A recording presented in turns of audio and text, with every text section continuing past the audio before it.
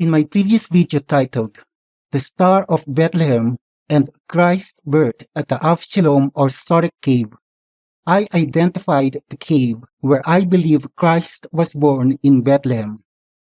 This cave was a 5,000 square meter cave on the western side of Mount Ye'elah in the Judean hills in Israel. It is called Soreq Cave because it is also located just south of Nakhal Soreq or the Brook of Soreq, which is one of the largest, most important drainage basins in the Judean hills. In this video, I will provide proof that my identification of the Soreq Cave as Christ's birthplace was indeed spot on, and that this cave was also the Cave of the Patriarchs, known to the Jews as the Cave of Machpelah, where Abraham, Sarah, Isaac, Rebekah, Jacob, and Leah were buried. Genesis chapter 23, verses 17 to 19. And the field of Ephron, which was in Machpelah, which was before Mamre, the field and the cave which was therein, and all the trees that were in the field, that were in all the borders round about, were made sure unto Abraham for a possession in the presence of the children of Heth, before all that went in at the gate of his city. And after this, Abraham buried Sarah his wife in the cave of the field of Machpelah before Mamre. The same is Hebron in the land of Canaan. The cave of the field of Machpelah, where Abraham buried Sarah, was before Mamre or facing it, and both the cave and Mamre are located in Hebron. Now I want you to remember the name Ephron, from whom Abraham bought the cave. This is because his name was mentioned in the book of Joshua when the partitioning of the promised land among the 12 tribes of Israel was being described. And in the description, when Judah's borders were being discussed, we will encounter a mountain named after Ephron. Now, the direction of the northern boundary of Judah, as it is being described, was westward, and it started from its easternmost boundary, which was at that point where the Dead Sea and the Jordan River meets. However, the following is the segment of that description which I want to call your attention to, and this segment starts from the valley of Ben Hinnom until it reaches Baalah or Kiryat Jearim. Joshua chapter 15 verses 8 to 9, New International Version. Then it ran up the valley of Ben Hinnom along the southern slope of the Jebusite city, that is Jerusalem. From there, it climbed to the top of the hill west of the Hinnom Valley at the northern end of the valley of Rephaim. From the hilltop, the boundary headed toward the spring of the waters of Nephtoah, came out at the towns of Mount Ephron, and went down toward Baalah, that is Kiryat Jearim. Note that according to Strong's Hebrew lexicon, Ephron was used as the name of only one person in the Bible, namely the son of Zohar, from whom Abraham bought the field and cave of Machpelah. Thus, it is quite reasonable to conclude that Mount Ephron was most likely named after this person. And since the cave of Machpelah, formerly owned by Ephron, was located at Hebron, then it follows that Mount Ephron, which defines the border of Judah, was just another name for the place called Hebron, which happens to be a mountain of Judah. Please see Joshua chapter 20, verse 7. Now Joshua chapter 15, verse 9 tells us that Baalah, also known as Kiryat Jearim, is adjacent to Mount Ephron or Hebron. And this is very important because I will show later in this video that both Kiryat Jearim and Hebron were the names of Caleb's great-grandchildren, and that all three of them were descended from Judah. And for me, it makes a lot of sense to have two adjacent places in Judah's territory named after two closely related descendants of Judah. Now, who is Caleb? Caleb is the son of Hezron and a great-grandson of Judah. See 1 Chronicles chapter 2 verses 3 to 9. Caleb is also the great-grandfather of Bezalel, the chief artisan of the tabernacle who was in charge of building the Ark of the Covenant, as well as the holy oils, incense, and priestly vestments. See Exodus chapter 31 verses 1 to 6 and chapters 36 to 39. 1 Chronicles chapter 2 verse 9 and 18 to 20. The sons born to Hezron were Jerahmeel, Ram, and Caleb. Caleb, son of Hezron, had children by his wife Azubah and by Jerioth. These were her sons, Jesher, Shobab, and Ardon. When Azubah died, Caleb married Ephrath, who bore him Hur. Hur was the father of Uri, and Uri the father of Bezalel. Caleb's first wife, Azubah, which means desolation, was apparently barren, and Caleb's three sons with her were actually through Jerioth, presumably her foreign servant, just like in the case of Sarah, who was barren and who gave her Egyptian servant Hagar to Abraham to bear a child. Note also that Caleb's celebrated great-grandson Bezalel was by his second wife, Ephrath. 1 Chronicles chapter 2 verse 42. The sons of Caleb, the brother of Jerahmeel, Mesha, his firstborn, who was the father of Ziph, and his son Maresha, who was the father of Hebron. In this verse, we are told that Mesha was Caleb's firstborn who had two sons, Ziph and Maresha, and that Hebron was Caleb's great-grandson through Maresha. Now Hebron must have been a great man in the tribe of Judah to have a place in their territory formerly called Kirjath Arba, renamed after him. Joshua chapter 14 verse 15. And the name of Hebron before was Kirjath Arba, which Arba was a great man among the Anakims. But the question is, was Mesha the firstborn of Caleb through his first wife Azubah, or through his second wife Ephrath? The fact that no mention of Caleb's grandsons and great-grandsons through Azubah was made, assuming he had any at all, makes me conclude that Hebron was Caleb's great-grandson through Ephrath instead, namely the celebrated Bezalel, which means also that Mesha was another name for Hur, Maresha was another name for Uri, and that Hebron was another name for Bezalel. I have two other reasons why I made this conclusion, and I will be discussing them later. But for now, please bear with me for the moment. 1 Chronicles chapter 2 verses 50 to 51. These were the descendants of Caleb, the sons of Hur, the firstborn of Ephratah. Shobal, the father of Kiriath Jearim, Salma, the father of Bethlehem, and Hareph, the father of Beth Gader.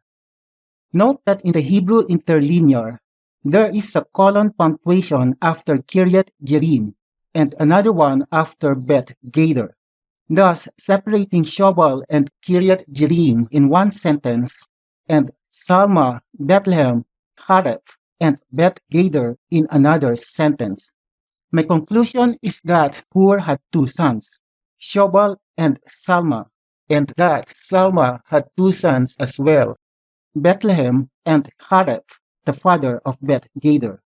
1 Chronicles chapter 2 verses 50 to 51 gives us once again the descendants of Caleb, just like it did in verse 42 of the same book and chapter, except that this time their names are different.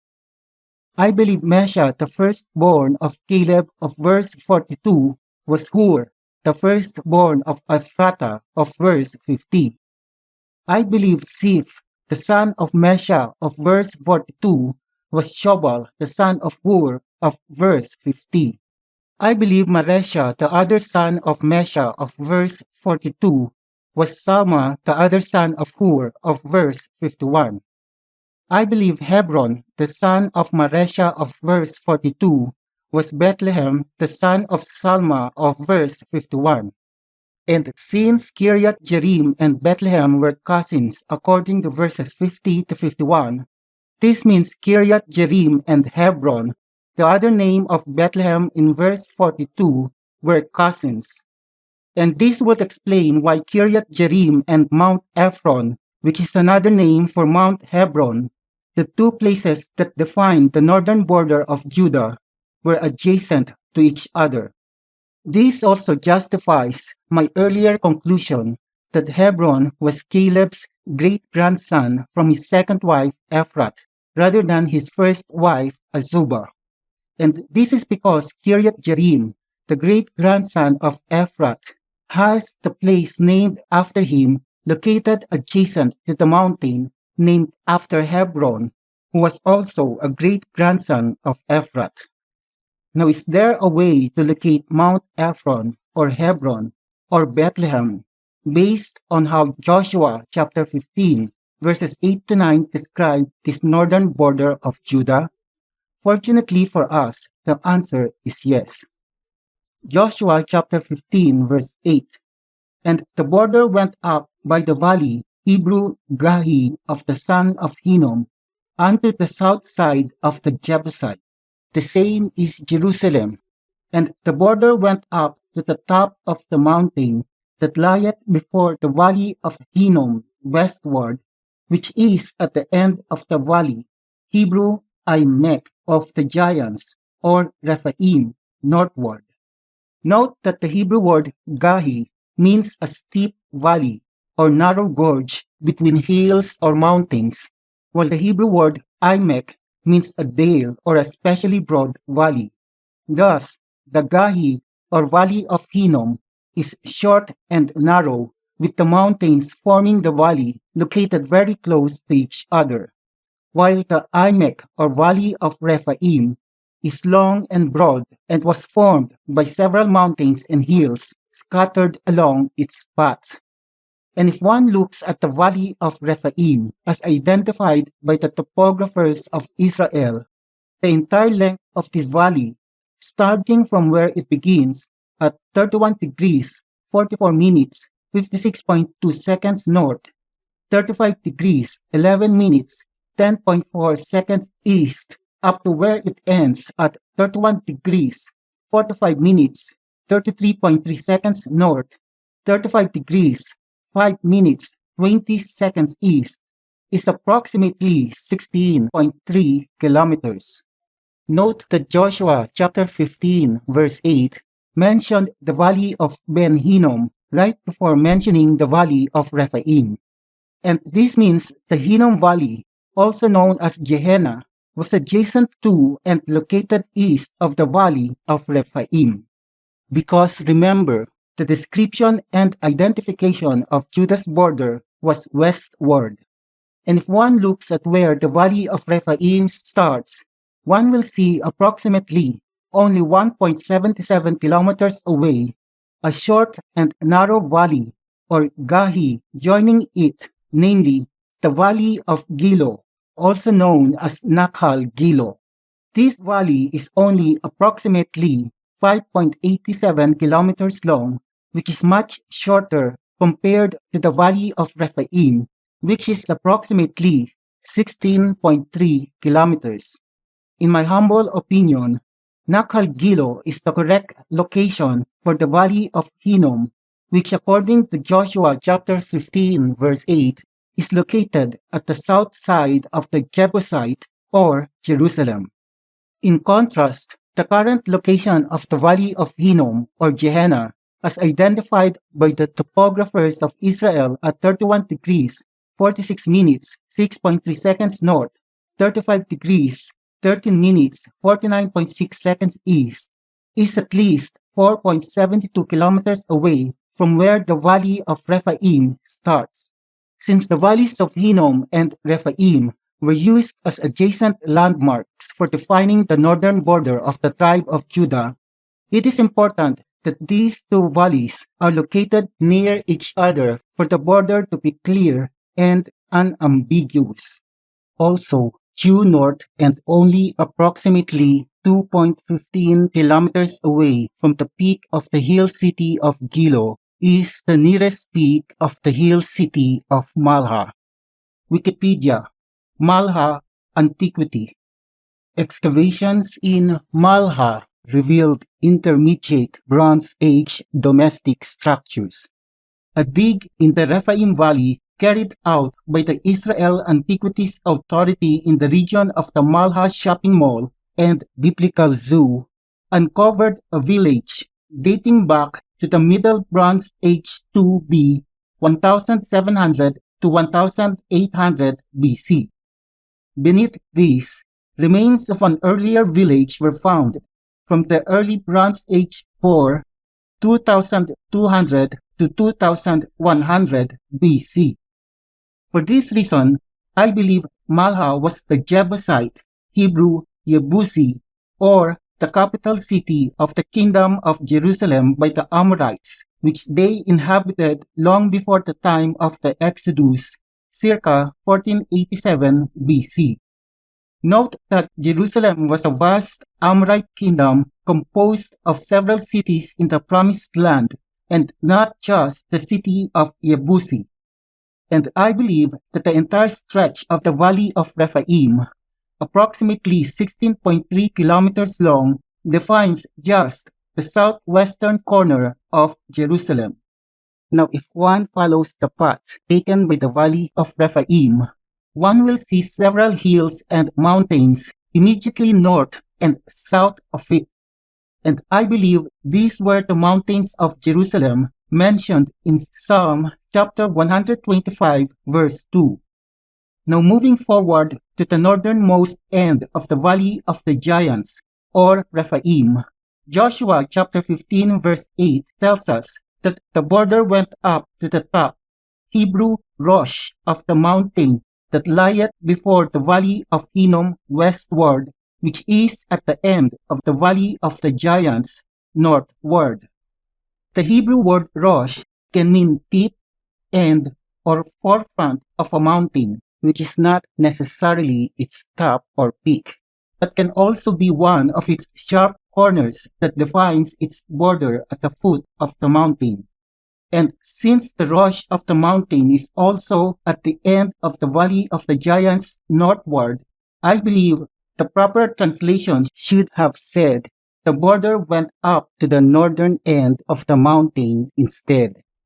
The northern border of Judah is, by the way, also the southern border of Benjamin, as the portions of Judah and Benjamin in the Promised Land were adjacent, with Benjamin's portion located north of Judah's.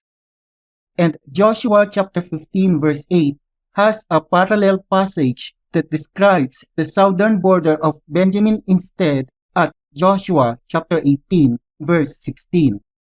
The difference between these two passages is that Joshua chapter 18 verse 16 used the Hebrew word kauche, which means end or border, instead of Rosh. And this is why the King James Version translated this passage as the end of the mountain, while the New International Version translated it as the foot of the hill. Now, if one looks at the Google map of the northernmost end of the Valley of Rephaim, where it joins the Nakhal or Brook of Soreq at 31 degrees, 45 minutes, 33.3 seconds north, 35 degrees, 5 minutes, 20 seconds east, you will see that it is just beside the northernmost corner of an unnamed mountain or hill that is bordered on the northwest by Nakhal Soreq, the northeast by Nakhal Rephaim, the southwest by En Ketalav, and the southeast by En Yoel. This unnamed mountain, I believe, is the mountain that lies before or is facing the Valley of Hinnom or Nakhal Gilo westward, according to Joshua chapter 15 verse 8. And moving on to Joshua chapter 15 verse 9, we are told that from the northern tip or corner of this unnamed hill or mountain, The border was drawn westward to the fountain, Hebrew Mayon, of the water of Nephtoah. This fountain of Nephtoah is quite obviously Nakal Soreq, the only brook located west of the northern tip of the unnamed hill or mountain.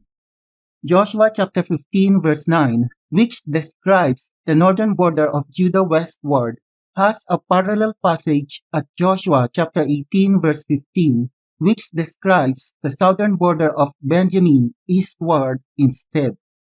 Joshua chapter 18 verse 15. And the south quarter was from the end of Kiriath Jearim, and the border went out on the west, and went out to the well, Hebrew Mayon, of waters of Nephtoah. Thus, the King James Version translated the Hebrew word Mayon as fountain in Joshua chapter 15 verse 9, and as well in Joshua chapter 18 verse 15.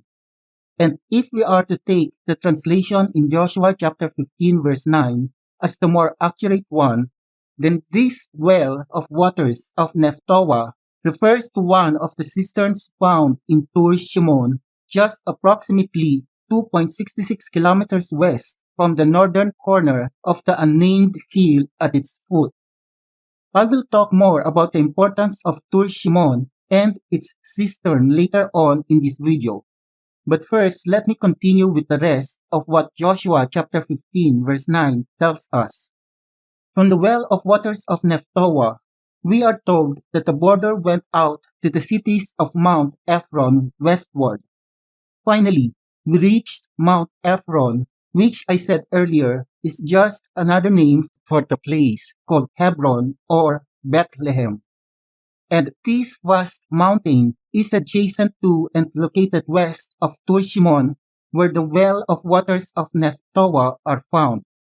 Looking at the Google map of this mountain, one can see that the Soreq or Avshalom Cave, tagged as the Stalactite Cave Nature Reserve in the map, is located on its western side. And this means the Mount Ephron described in Joshua chapter 15 verse 9 is currently called Mount Yeelah, where also the Soreq Cave is located. Thus, my identification of the Soreq Cave as the birthplace of Christ in my previous video titled The Star of Bethlehem and Christ's Birth at the Avshalom or Soreq Cave is indeed spot on, as I have just shown in this video that Mount Yeelah was formerly known as Bethlehem, where according to the Gospels, Christ was born. I will now show you why the Soreq Cave was also the cave of the Patriarchs, known to Jews as the Cave of Machpelah, where Abraham, Sarah, Isaac, Rebekah, Jacob, and Leah were buried. According to Genesis chapter 23 verses 17 to 19, the Cave of Machpelah was in Hebron or Bethlehem, and that it was before or facing Mamre, where according to Genesis chapter 13 verse 18, Abraham went to live near its great trees also at Hebron. There, Abraham pitched his tents and built an altar to the Lord.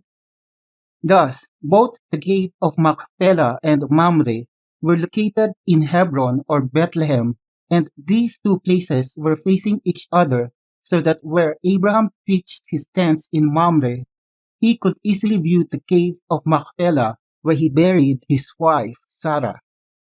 There is a hill adjacent to Mount Yeelah on its western side and only 1.38 kilometers away from the Soreq Cave and facing it.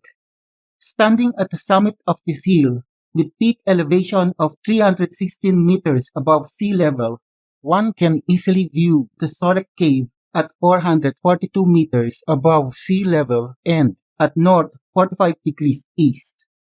I believe this hill was Mamre, where Abraham pitched his tents and built an altar. This hill is bounded to the northeast by Nakal Yeelah and to the southwest by Nakal Masea.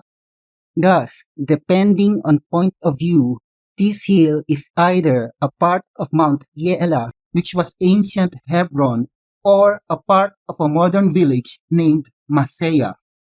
Now Masaya is adjacent to Mount Yeelah on its western side, and I believe Masaya was the place mentioned in Joshua chapter 15 verse 9 called Kiryat Jearim that was adjacent to Mount Ephron or Hebron on its western side. Kiryat Jearim, if you still recall, was also the name of the cousin of Hebron or Bethlehem. This means Mamre, or the hill where I believe Abraham pitched his tents and built an altar, was also a part of Kiryat Jearim on its eastern border. And this is important because the Ark of the Covenant remained on a hill at Kiryat Jearim for 20 years. And I believe this hill was also Mamre, where Abraham dwelt many years earlier. First Samuel chapter 7 verses 1 to 2.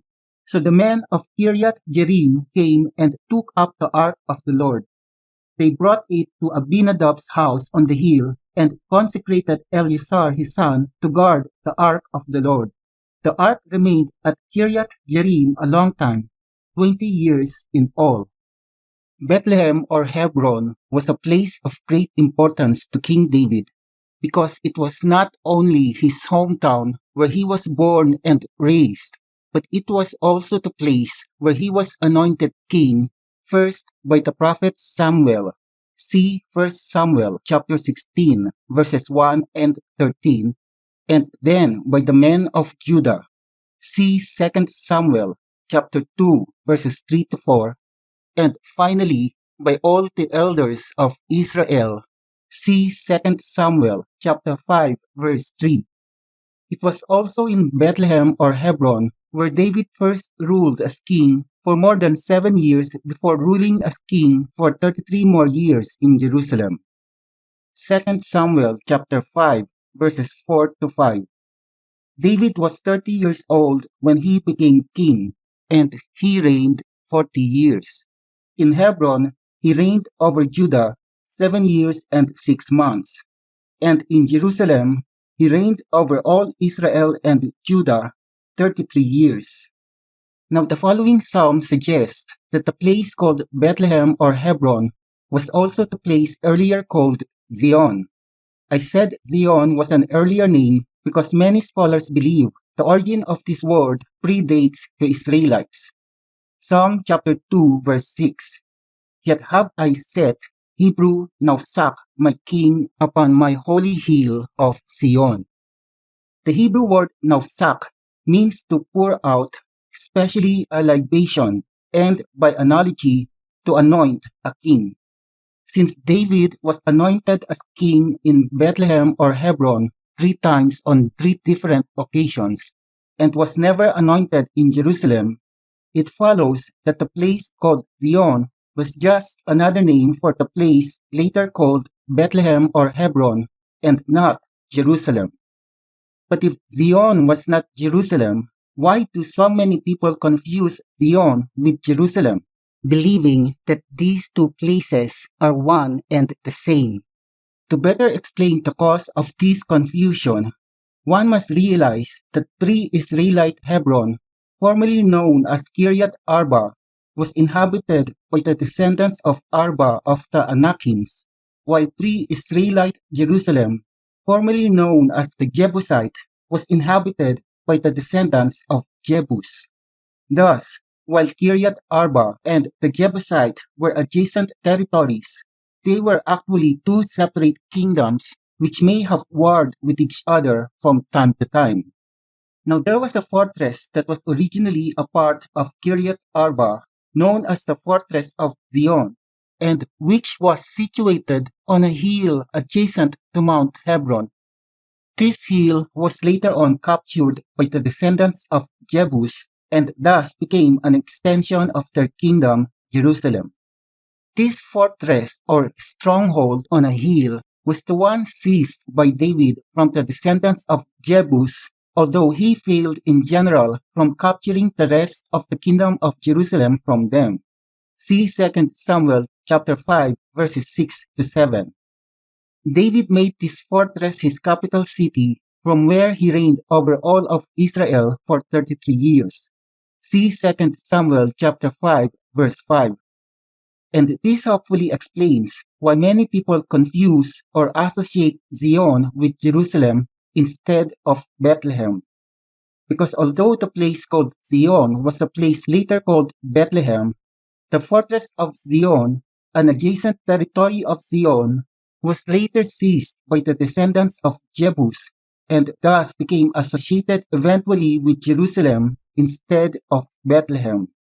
Or, in other words, only the fortress of Zion and not all of Zion eventually became a part of Jerusalem, and that not all of Jerusalem was Zion. Only the fortress of Zion was. Furthermore, I believe this fortress on a hill is currently known as Tur Shimon, which I discussed earlier was where the cistern or well of waters of Neptoah mentioned in Joshua chapter 15 verse 9 is to be found.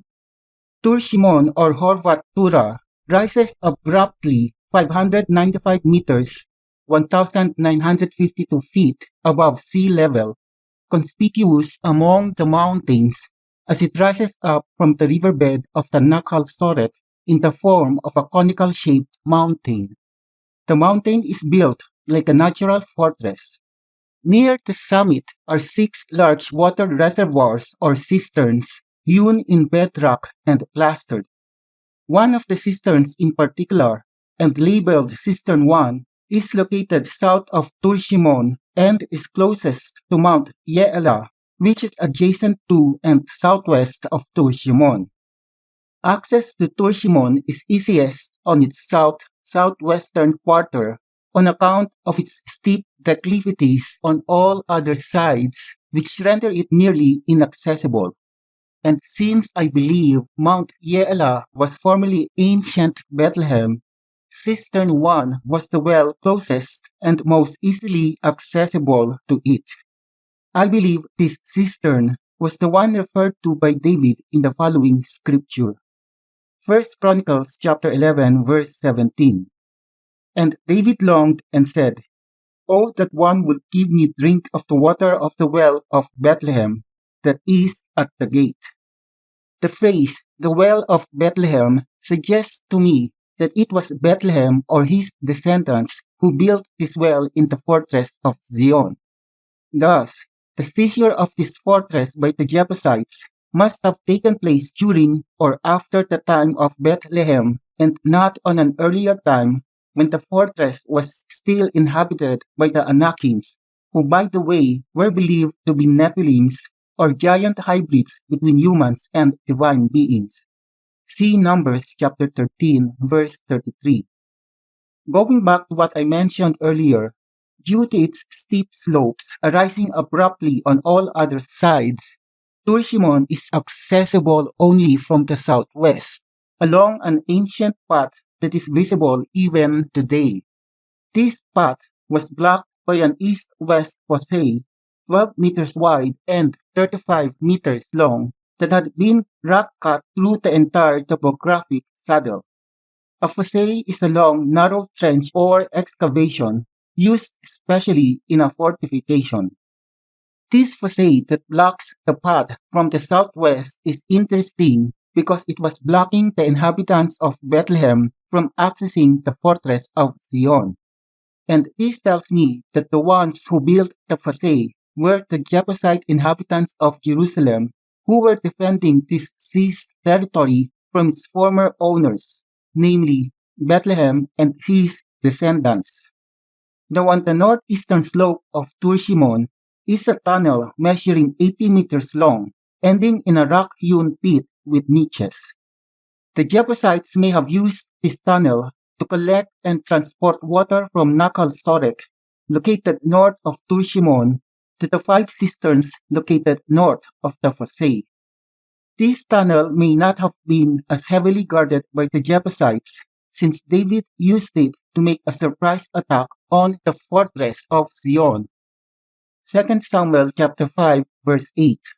And David said on that day, "Whosoever getteth up to the gutter, Hebrew Chinur, and smiteth the Jebusites, and the lame and the blind that are hated of David's soul, he shall be chief and captain." The Hebrew word Chinur means water conduit, or as I said earlier, a tunnel or large pipe where the Jebusites collected and transported water from Nahal Soreq into their 5 cisterns north of the Fasay.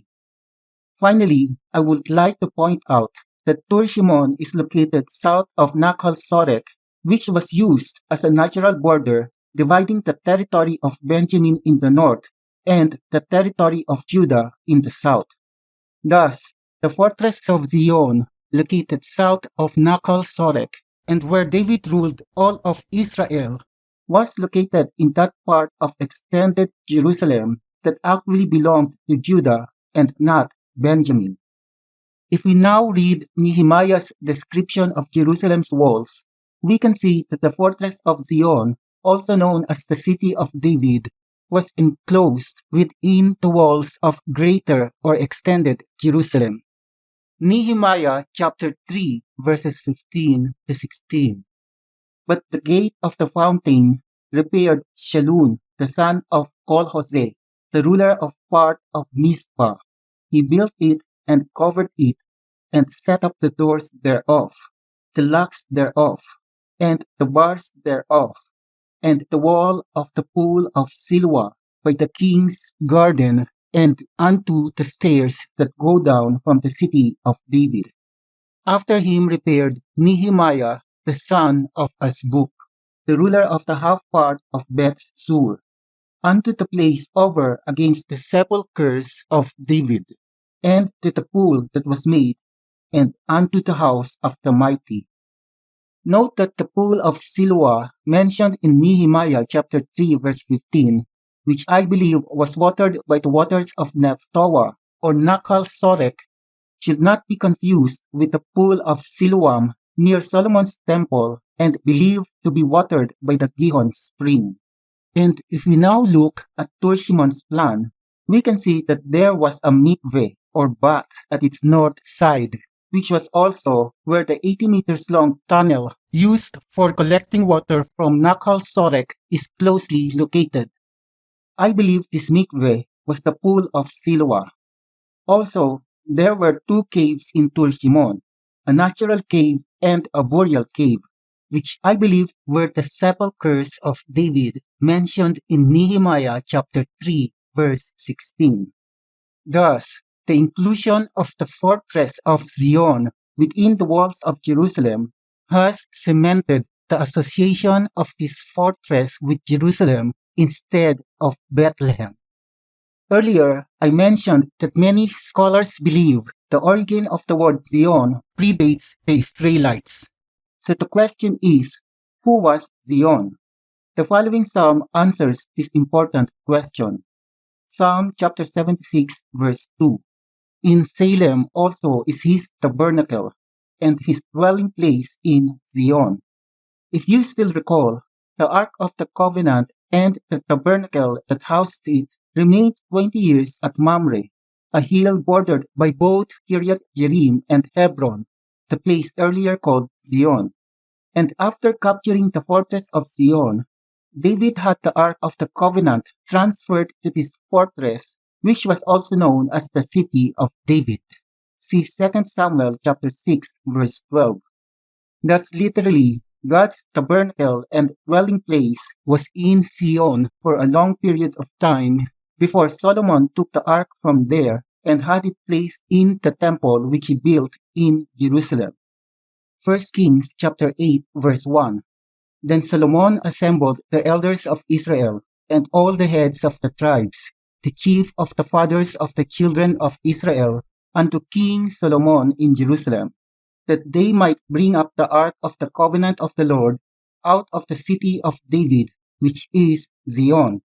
Now what is interesting is that Psalm chapter 76 verse 2 also tells us that God's tabernacle was in Salem, implying that the place called Zion is one and the same as the place or kingdom where King Melchizedek once ruled.